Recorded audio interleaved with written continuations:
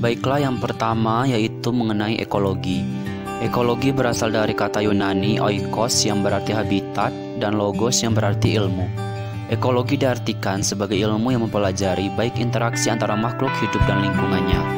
Salah satu para ahli berpendapat yakni Shelton. Dia berpendapat bahwa ekologi merupakan ilmu yang mengkaji kehidupan alam secara ilmiah. Yang selanjutnya, ruang lingkup ekologi. Yang pertama, individu, yakni suatu organisme dari setiap jenis spesies pada suatu lingkungan. Contohnya manusia, ikan, dan burung. Yang kedua, populasi, yaitu suatu kelompok individu-individu sejenis yang berada di suatu tempat tertentu. Contohnya populasi burung. Yang ketiga, komunitas, yakni suatu kelompok makhluk hidup yang terdiri atas beberapa populasi dan saling berinteraksi antara satu sama lain. Yang keempat, ekosistem, yakni suatu kondisi hubungan timbal balik dan saling ketergantungan dengan lingkungan. Yang kelima, biosfer, yakni tingkatan organisasi biologi yang paling besar dan di dalamnya terdapat semua kehidupan.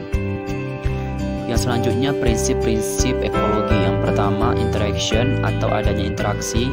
Yang kedua, interdependence atau adanya saling ketergantungan. Yang ketiga, diversity atau adanya keanekaragaman. Yang keempat, harmoni atau adanya keharmonisan. Dan yang kelima, sustainability atau adanya kemampuan keberlanjutan. Dan yang terakhir yaitu manfaat mempelajari ekologi. Yang pertama, mengenal keanekaragaman hayati. Yang kedua, mengenal perilaku makhluk hidup. Dan yang ketiga, mengetahui peran manusia terhadap lingkungan. Yang kedua yakni mengenai ekosistem. Ekosistem adalah sebuah sistem ekologi yang terbentuk oleh hubungan sistem ekologi yang terbentuk oleh hubungan timbal balik yang tidak terpisahkan antara makhluk hidup dengan lingkungan. Komponen-komponen ekosistem. Yang pertama, komponen abiotik merupakan komponen fisika dan kimia yang berperan sebagai media atau substrat yang menjadi tempat berlangsungnya kehidupan. Komponen-komponen ini meliputi suhu, air, sinar matahari, tanah, dan batu. Yang kedua yaitu komponen biotik, yakni organisme yang hidup dalam suatu ekosistem yang menjadi penyusun dan berpengaruh terhadap ekosistem. Komponen ini terdiri dari produsen, yakni makhluk hidup atau organisme yang mampu menghasilkan makanan sendiri melalui fotosintesis. Yang kedua, konsumen adalah organisme yang memakan bahan organik yang dihasilkan oleh organisme lain. Yang ketiga, pengurai, yakni organisme yang berperan sebagai pengurai komponen-komponen organik yang berasal dari organisme lain yang tidak mati atau hasil dari pencernaan. Dan yang terakhir, penghancur, yaitu organisme yang mampu menghancurkan bahan-bahan organik yang bersumber dari sel organisme yang telah mati.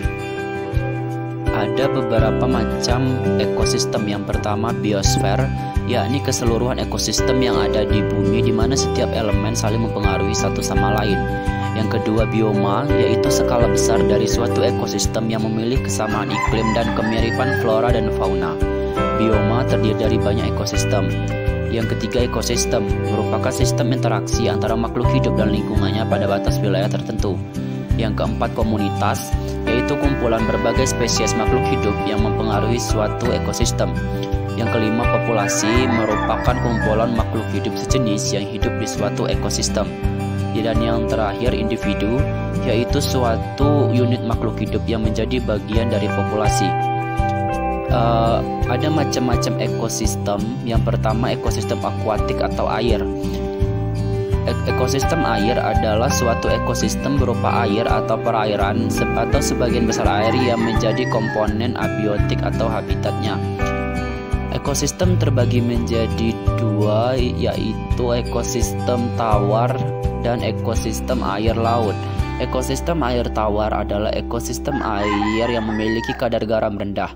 Pada lingkungan ini, tawar biasanya variasi suhu tidak mencolok serta terpengaruh oleh cuaca dan iklim.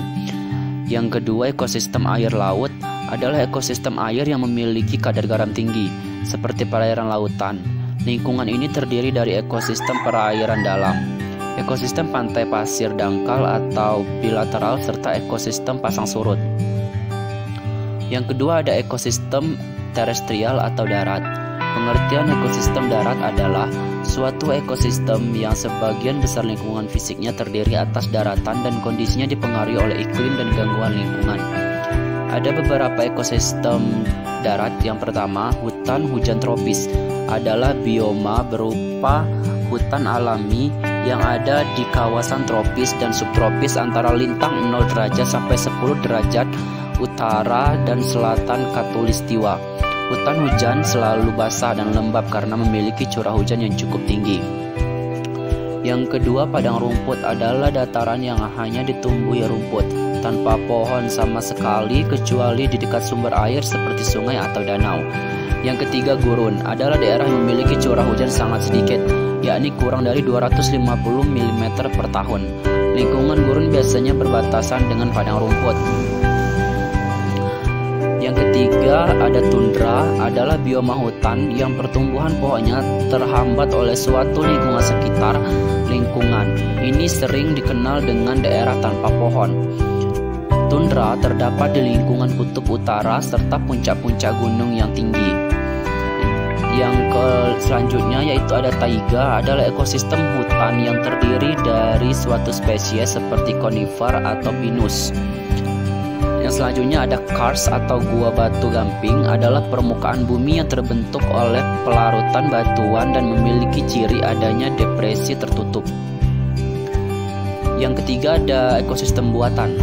Ekosistem buatan adalah ekosistem yang terbentuk oleh manusia dengan tujuan untuk memenuhi kebutuhan tertentu. Ada beberapa contoh ekosistem buatan yaitu bendungan, hutan tanaman produksi, sawah irigasi, sawah tada hujan, tanaman perkebunan, dan ekosistem pemukiman. Sekian, terima kasih. Wassalamualaikum warahmatullahi wabarakatuh.